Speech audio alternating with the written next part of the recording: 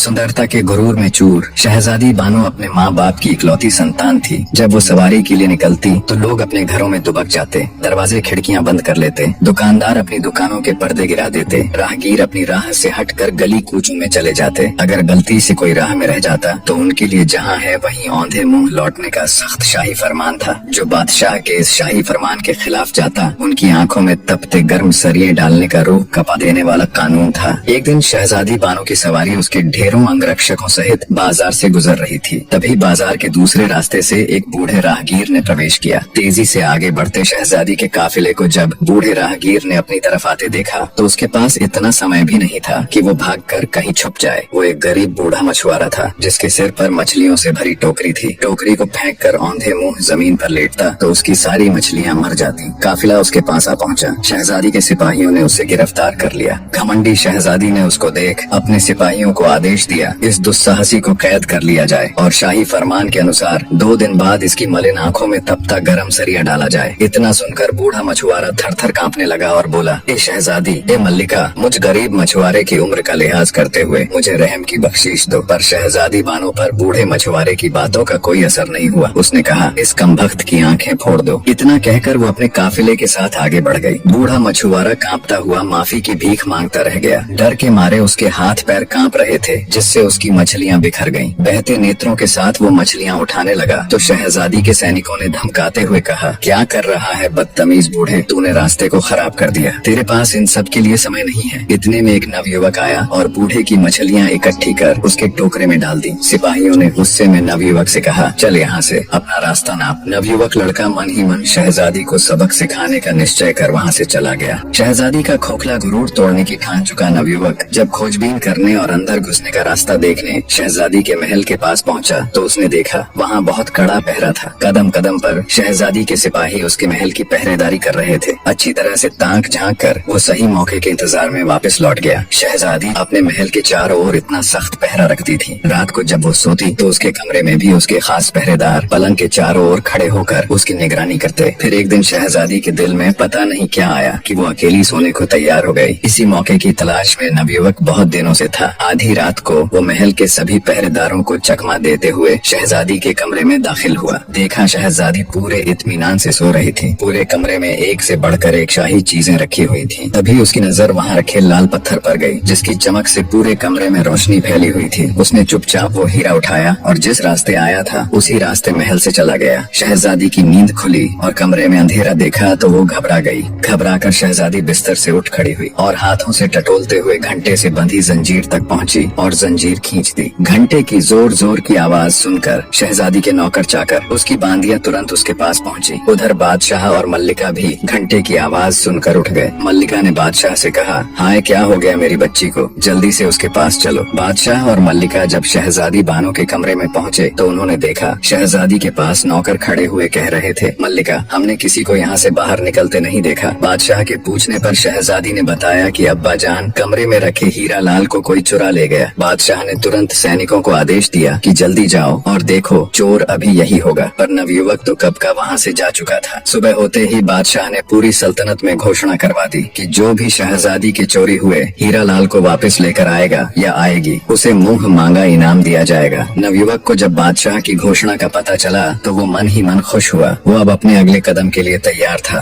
शहजादी के गुरूर को तोड़ने की नवयुवक की योजना अब उसके हिसाब से जा रही थी। अपनी योजना अनुसार वो बादशाह के सम्मुख पेश हुआ और तख्त के सामने झुककर बड़ी अदब के साथ सलाम किया। बादशाह ने नवयुवक से पूछा, कौन हो तुम? नवयुवक ने अदब के साथ कहा, बादशाह सलामत, मैं शहजादी के चुराए हुए हीरा लाल को लेकर आया हूँ। अब आप अपने वायदे के मुताबिक मेरी मुंह मांगी शर्त को पूरा कीजिए। बादशाह हीरे को देख खुश होता हुआ बोला, कहो तुम्हें क्या चाहिए? नवयुवक ने बोला, बादशाह सलामत, मेरी गुजारिश है कि परसों शहजादी को देखने पर कैद किए गए वृद्ध मछुआरे की आंखें फोड़ने की सजा माफ की जाए और उन सिपाहियों की पीठ पर कोड़े लगवाए जाएं जिन्होंने उसे गिरफ्तार किया और मुझे गालियां दी। बादशाह ने हैरान होते हुए पूछा, उस बूढ़े मछुआरे के साथ तुम्हारा क्या रिश्ता है? नवयुवक बोला, हुजूर ए आजम, मेरा उसके साथ इंसानियत के अलावा कोई रिश्ता नहीं। बस उसकी हालत देखकर मुझे उसके ऊपर रहम आ गया और वैसे भी उसके देखने भर से शहजादी का क्या बिगड़ गया। नवयुवक के मुख से ये बात सुनकर बादशाह गुस्से से तिलमिला उठा। उसने अपने वजीर को आदेश दिया, इस कमबख्त को कारावास में डाल दो और वायदे के मुताबिक उस बूढ़े मछुआरे को रिहा कर दिया जाए और उन सैनिकों को 50-50 कोड़े कोड़े मारे जाएं। नवयुवक ने बादशाह का हुक्म सुन बादशाह से कहा, बादशाह हुजूर, आप मुझे कारावास की सजा क्यों दे रहे हो? तब बादशाह बोला, एक तो तुमने शहजादी के लाल हीरे को चुराया और ऊपर से शहजादी का अपमान किया है। नवयुवक ने बड़े अदब के साथ कहा, बादशाह हुजूर, हीरा मैंने बूढ़े मछुआरे को सजा से बचाने के लिए चुराया था। आप ये ठीक नहीं कर रहे हैं। अगर आपने ऐसा किया तो मैं आपकी जेल से भाग जाऊंगा और आपका ताज चुरा लूंगा। बादशाह बोला, बेवकूफ लड़के, तू मेरे ताज के आसपास भी नहीं भटक सकता। बादशाह ने सिपाहियों को उसे जेल ले जाने का इशारा किया। इशारा मिलते ही तुरंत सिपाही नवयुवक को पकड़कर कैद खाने ले गए और जेल में बंद कर दिया। नवयुवक जेल में बैठा खुश हो रहा था। जैसा वो चाहता था अब तक बिल्कुल वैसा ही हो रहा था। वो अब अपने अगले कदम के लिए पूरी तरह तैयार था।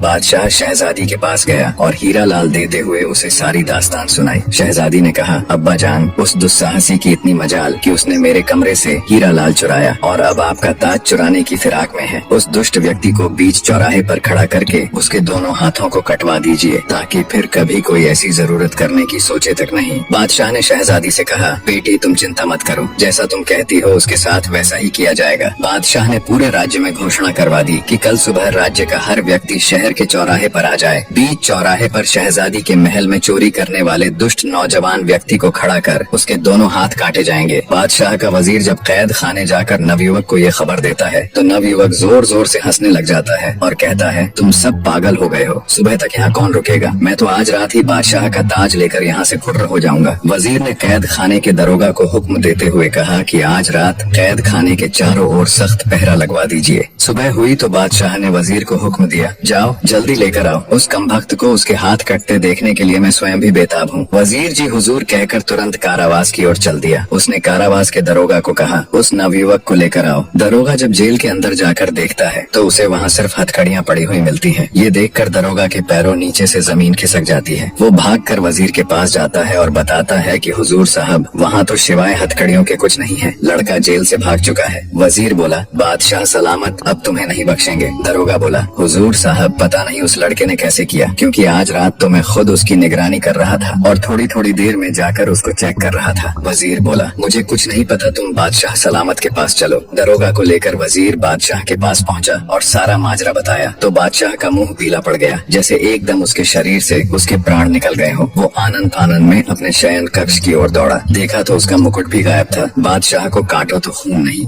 शहजादी बानो अपने पिता के महल में आती है। देखा तो बादशाह उदास बैठा हुआ है। शहजादी ने उनसे मायूसी का कारण पूछा तो बादशाह बोला, क्या फायदा मेरे बादशाह होने का, जब एक मामूली सा चोर लड़का मेरे महल में दाखिल हो जाता है और जो उसका मन करे उठा ले जाता है। शहजादी बोली, मुझे तो लगता है सभी नौकर उस कमबख्त से मिले हुए हैं, पर आप उदास मत हो अब्बा जान, एक तरीका है उसे पकड़ने का और आपका ताज फिर से पाने का। आप उस बूढ़े राहगीर को फिर से कैद करवा कर पूरे नगर में घोषणा करवा दीजिए कि बूढ़े मछुआरे की आंखें निकाल कर उसे शहजादी के महल में बंदी बनाकर रखा गया है, वो उसे बचाने जरूर आएगा। बादशाह के हुक्म की देर थी कि कुछ ही देर में सैनिक उस बूढ़े राहगीर को पकड़ लाए। बादशाह ने बूढ़े मछुआरे को आराम के साथ शाही कमरे में ठहराया और अपनी योजना अनुसार पूरे राज्य में घोषणा कर दी कि बूढ़े की आंखें निकाल उसे कैद करके रखा है। नवयुवक को जब पता चला तो उसके तन बदन में आग लग गई। उसने खुद से कहा, जब मेरे ऊपर वश नहीं चला तो उस बूढ़े राहगीर को ही उठा लिया, पर अब बस बहुत हुआ, अब इन सब का अंत करने का समय आ गया है। रात हुई तो शहजादी के महल के चारों तरफ कड़ा पहरा लगा दिया गया। कदम कदम पर शाही सैनिक अस्त्र शस्त्रों के साथ चौकन्ने खड़े थे। खुद बादशाह भी भेष बदलकर गश्त कर रहा था, पर तभी अचानक शहजादी के महल से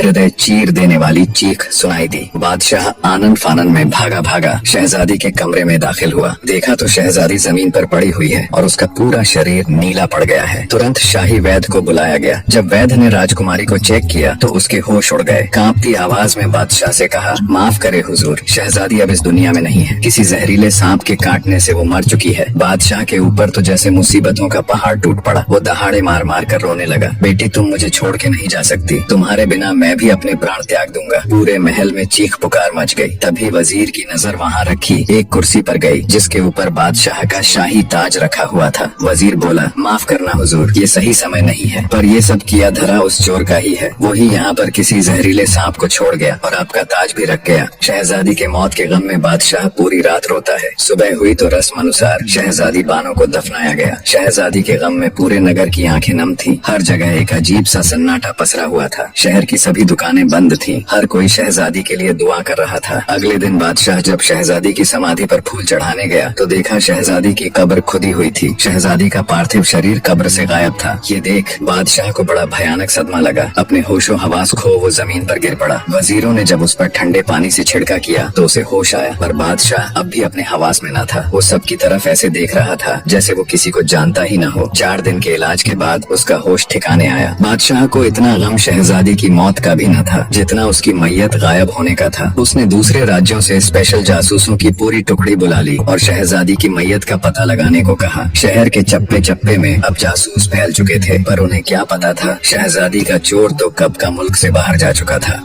कब्र खोदकर शहजादी की लाश को बाहर निकालने वाला कोई और नहीं बल्कि वो नवयुवक ही था जो शहजादी के गुरूर को तोड़कर ध्वस्त करने की ठान चुका था। शहजादी की लाश को अपने घोड़े पर लिए वो बहुत तेजी से आगे बढ़ रहा था। चलते चलते वो बगदाद शहर के बाहर पहुंच गया। शहजादी की लाश को झाड़ियों में छुपा वो एक संदूक ले आया। संदूक में शहजादी को लिटा शहर के अंदर गया और उसने एक सराय का कमरा किराए पर लिया। जब रात हुई और सब सो गए तो नवयुवक ने बक्से को खोला और कुछ मंत्र बोलकर एक सांप बन गया। सांप बने नवयुवक ने शहजादी के काटे हुए स्थान से सारा जहर चूस लिया और फिर से अपने असली रूप में आ गया। कुछ ही समय बाद आहें भरती हुई शहजादी उठकर बैठ गई। उसने पानी मांगा, तब नवयुवक ने उसे पानी पिलाया। पानी पीकर शहजादी के होश कुछ ठिकाने आए तो वो बोली, मैं कहाँ हूँ, तुम कौन हो? मैंने अभी अभी एक बहुत भयानक सपना देखा कि एक सांप के काटने से मेरी मृत्यु हो जाती है, मुझे दफना दिया जाता है, फिर तुम आकर मुझे कब्र से निकालकर एक सफेद घोड़े पर यहाँ ले आए। पर वो सपना एक सपना ना होकर हकीकत था। तुम मुझे यहाँ क्यों लेकर आए? तुम्हारा मकसद क्या है? और इतने सारे सिपाहियों के होते हुए तुम महल में घुसकर चोरी कैसे करते हो? बौखलाई शहजादी ने एक साथ सवालों की बौछार कर दी। तब नवयुवक बोला, सुनो शहजादी, अगर तुम जानना ही चाहती हो तो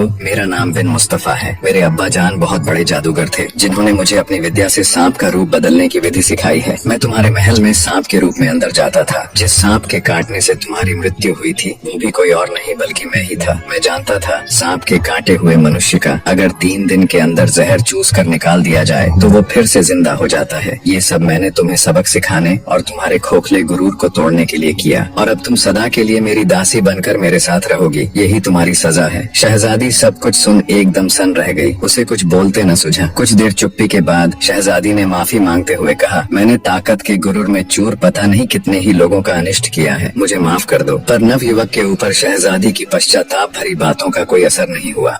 शहजादी को अपने घर लाकर एक बंदी या फिर ये कहे एक दासी की तरह नवयुवक रखने लगा। कुछ दिन तक तो शहजादी ने नवयुवक से मिन्नतें की कि वो उसे उसके पिता के पास छोड़ आए, पर नवयुवक को उसके ऊपर विश्वास न था। उसे लगता था शहजादी ये सब मजबूरी में और उसकी कैद से छुटने के लिए बोल रही है। समय बीतता गया। शहजादी अब अपना पूरा अहंकार त्याग कर एक पत्नी की तरह घर का सारा काम करती और नवयुवक की हर छोटी से छोटी बात का ख्याल रखती। धीरे धीरे नवयुवक के दिल में भी शहजादी के प्रति कठोरता की जगह नरमी ने ले ली। वो उसे चाहने लगा। फिर सोचा, मैं कहाँ एक छोटे से जादूगर का लड़का और वो मुल्क की शहजादी। फिर एक दिन ऐसा आया जब नवयुवक ने शहजादी को परखने के लिए घर पर अकेला छोड़ दिया और भागने का पूरा मौका दिया और सोचा रात को जब लौटूंगा तब शहजादी मुझे मिल गई तो उसके सामने अपने दिल की बात कह दूंगा। रात तक का समय नवयुवक ने बड़ी मुश्किल से काटा। रात हुई तो वो धड़कते दिल के साथ घर की ओर चल दिया। उसके मन में ढेरों विचार एक साथ चल रहे थे। नवयुवक जब रात में घर आया तो उसने देखा शहजादी कहीं नहीं गई बल्कि रोजमर्रा की तरह अपने कामों में तल्लीन थी। आज पूरा दिन सोचने समझने और विचार करने के बाद उसने फैसला लिया कि शहजादी के साथ उसका कोई भविष्य नहीं है। उन दोनों के बीच प्रतिष्ठा और रुतबे की बहुत बड़ी दीवार है तो वो उसे सही सलामत बादशाह के पास ही छोड़ आएगा। सुबह हुई तो शहजादी को लेकर वो बादशाह के पास गया। जब बादशाह ने अपनी बेटी को सही सलामत देखा तो उसकी आंखों से खुशी की अश्रुधारा बह निकली। उसने शहजादी को गले लगा लिया और ढेरों सवाल एक साथ दाग दिए। तब नवयुवक ने बादशाह से माफी मांगते हुए सारा किस्सा कह सुनाया। सब सुनकर बादशाह ने अपने वजीर को हुक्म दिया कि इसे अभी फांसी के तख्ते पर चढ़ा दो। पर शहजादी ने अपने पिता से कहा, नहीं अब्बाजान, इसने मेरा अहंकार नष्ट करने के लिए ये सब किया। अब मैं इसे अपने हृदय से अपना पति मान चुकी हूँ। अगर इसे कुछ हुआ तो मैं भी अपने प्राण त्याग दूंगी। बेटी के मोह में मजबूर बादशाह ने दोनों का निगाह करवा दिया। अब पहले जैसा कोई कानून नहीं रहा। प्रजा भी अब खुशी से रहने लगी। इधर शहजादी और नवयुवक भी एक दूसरे के साथ खुश थे।